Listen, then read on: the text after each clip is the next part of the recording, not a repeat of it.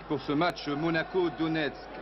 Bien sûr, l'équipe soviétique ne possédait qu'un tout petit but d'avance, mais vous le savez, les joueurs de Gérard Banid ne sont jamais très à l'aise à domicile. Et ce n'est donc qu'une demi-surprise de voir les Ukrainiens en très bonne position dès la première minute, avec leur numéro 7, Rokoski. Monaco à l'attaque avec son arrière droit Alfred Vitalis qui bénéficie d'une touche. Mais oui, monsieur Simonov, le ballon est bel et bien sorti. C'est Jean Petit sur la gauche de votre écran qui remet pour Christian Dalger. Toujours excellent dribbleur et qui oblige le gardien de but Dektiarev à un arrêt bien délicat. Attention tout de même à ces attaques soviétiques avec le numéro 9 Staroukhin pour Fedorenko. Il manque quelques centimètres à Solovski pour reprendre ce ballon de la tête. Et finalement, Christophe, du bout du pied, a pu relancer pour Alain Moisan, qui passe à Christian Dalger. Vous le voyez, toutes les actions monégasques sont sur le côté droit. Ici, Petit, qui rate d'un rien sa reprise. Il s'en est fallu de quelques centimètres. Enfin, lorsque je parle de centimètres, je suis sans doute un peu sévère. Pour l'équipe soviétique, vous voyez, au ralenti et sur ce plan arrêté, il y a tout de même un bon mètre. Nous allons retrouver le capitaine monégasque 12 minutes plus tard, à la 27e minute. Toujours sur la droite, Alain Moisan pour Christian Dalger.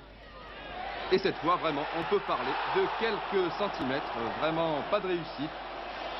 Côté monégasque, vous le voyez sur ce ralenti. Le ballon était bel et bien hors de portée du gardien Dektiarev. Nous passons directement à la 40e minute de la partie avec un coup franc très bien placé pour Monaco. Coup franc qui va être tiré par Albert Aymon, ici aux côtés de Dalger. Voilà, Dektiarev en corner.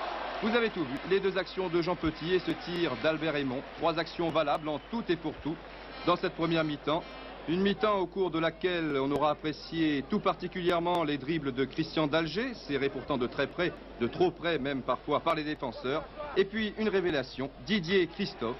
Didier Christophe qui nous explique la première mi-temps très moyenne de l'ASM.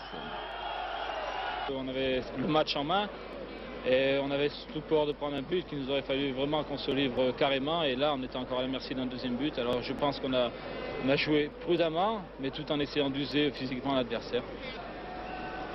Il faut croire que la méthode a du bon, puisque 4 minutes seulement après la reprise, Monaco va ouvrir la marque sur cette action. Centre de Moisan, tête de Delionis. Voilà, 1-0 pour Monaco. Au départ, une très bonne feinte d'Alain Moisan qui feinte le centre et qui prend tout son temps pour trouver son avant-centre. Delionis qui saute bien plus haut que Varnaski.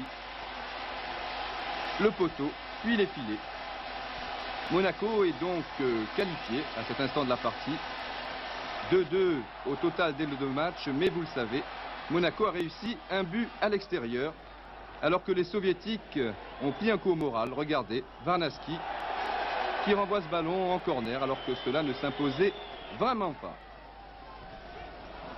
4 minutes plus tard, Onis subtilise le ballon à Fedorenko. Jean Petit pour Christian Dalger, qui du gauche ajoute un deuxième but pour l'ASM. 2-0. Très bien joué de la part d'Onis. Les mauvaises langues disent que l'avant-centre se contente d'attendre les ballons sur un terrain. Il n'en est rien, comme vous avez pu le constater. Et là, vu des tribunes, on a l'impression que Christian Dalger est beaucoup trop déporté. Et non, un coup de rein. Et voilà Dektiarev trompé pour la deuxième fois de la partie. 2-0 pour Monaco après 53 minutes de jeu. Maintenant, Monaco fait le forcing avec Alfred Vitalis, puis Christian Dalger, qui du plat du pied a cherché le coin des buts de Dektiarev. Toujours Alfred Vitalis, décidément très offensif en deuxième période, qui passe à Milia. Là, le Camerounais aurait pu tirer du gauche. Maintenant, c'est trop tard. Simonov a pu renvoyer et Vitalis envoie le ballon dans les populaires. Delionis, feinte, talonnade pour Jean Petit. d'Elionis que nous retrouvons un dixième trop tard. Après 1 heure du jeu, les frères Malic, Leonid et Vladimir rentrent à la place de Savonov et Sokolovski. Et maintenant, les soviétiques se montrent dangereux avec Varnaski. Et là, on se demande vraiment pourquoi Monaco laisse l'initiative du jeu. Vous n'avez pas l'impression que les soviétiques étaient bons à prendre après le 2-0? Après le 2-0, c'est sûr qu'ils étaient bons à prendre, mais enfin nous, vous savez, je crois qu'à 2-0, on s'est dit c'est peut-être dans la poche tout ça. On a peut-être inconsciemment voulu commencer à jouer la monte, à donner des balles en retrait, et à partir du moment où on a changé notre façon de jouer, c'était plus valable et on a beaucoup souffert. Et oui, un dernier quart d'heure vraiment très difficile pour Jean-Luc Ettori qui détourne ici le ballon sur la transversale alors que Nino devance Fedorenko et Christophe va pouvoir dégager, mais pas pour longtemps. Ce ballon sera toujours soviétique avec Malic, puis Ettori qui sort cette fois devant l'avant-centre Staroukine que nous retrouvons sur cette action. Mais décidément, Jean-Luc Ettori a réalisé un sans faute et un dernier quart d'heure de tout premier ordre. Bon, ce soir c'est bien passé. Disons que j'ai toujours eu le bon placement. Ça m'a permis de prendre les ballons, mais enfin, il y a des matchs où je suis pas là, il y a des matchs où je suis là, enfin ça compense.